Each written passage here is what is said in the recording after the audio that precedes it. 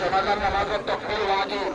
ইমাম সাহেব যে সময় হইল আল্লাহু আকবার, এই সময় আমরা হইতাম আল্লাহু আকবার। ইমাম সাহেব আবার সানা পড়ার পরে আল্লাহু আকবার হইবা, আমরা আল্লাহু আকবার হইতাম।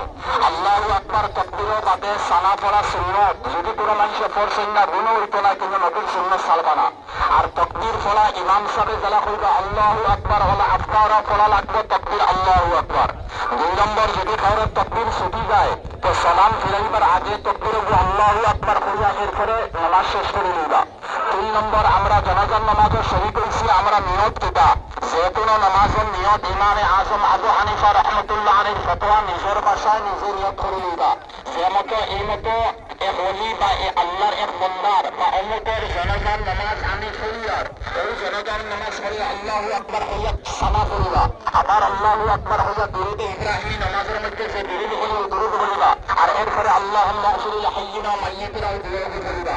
আর এরপরে আল্লাহু আকবার হওয়ার পরে সালাম ফিরাইবা। এখন আপনারা সব বন্ধু হরিল সব সুদা হরিল আপনারা সারা দিন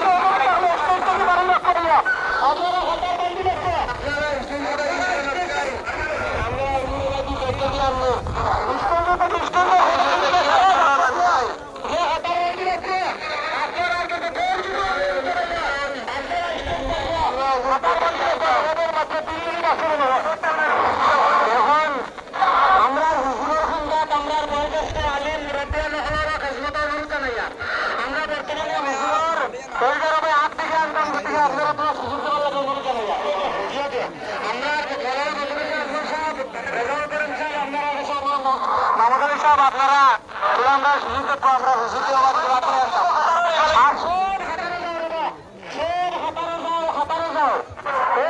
সময় নাই, সব হাতারে যাও, হাতার বান্ধব এখন সব আমরা হাতার বান্ধব